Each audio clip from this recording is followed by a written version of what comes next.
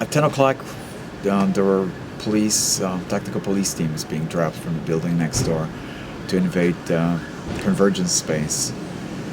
And I was on the rooftop in a small structure, and I basically, after 4 hours of being in there, I ran across the roof to get to the ledge across the rooftop. And when I was running across the rooftop, I was hit in my nose with a fist by one of the one of the policemen, and basically then jumped on my back by 4 or 5 of them and pressed down. And basically I feel like, totally attacked, and at no point did I want to actually jump off the rooftop.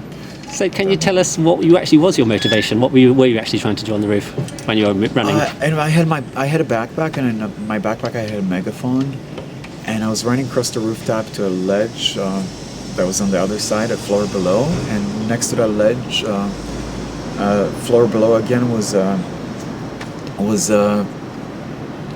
basically scaffolding of a construction next door on which I wanted to jump and climb the scaffolding with a megaphone and offer support to the people that were being victimized down below.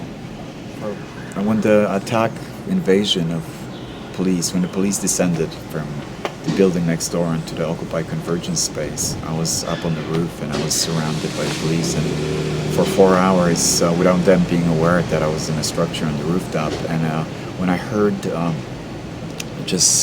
total assault ensued down below and screams, and later on I heard from friends and comrades of them being assaulted and hit on the head with crowbars and being tased, and So the media narrative was all about you committing suicide and the heroic police saving you, and how you were a mad person trying to jump off the building and the police were saving your life. Can you comment about that? I think that's very convenient.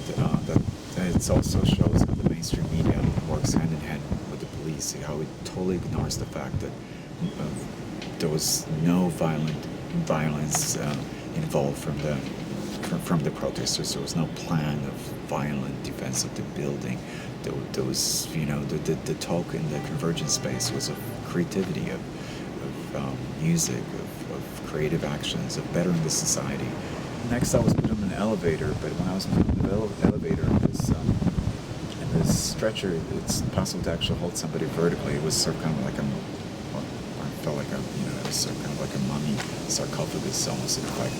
But they put me against the wall and they mashed my face, my head, in this stretcher. I had no way of actually resisting this or protecting myself. All my hands were tied and my legs were tied around me, and they just mashed my face against it a couple times, and then they kept pressing. And I just remember as I was taken out, there was like this big blood smear and blood drip on the wall of the elevator itself.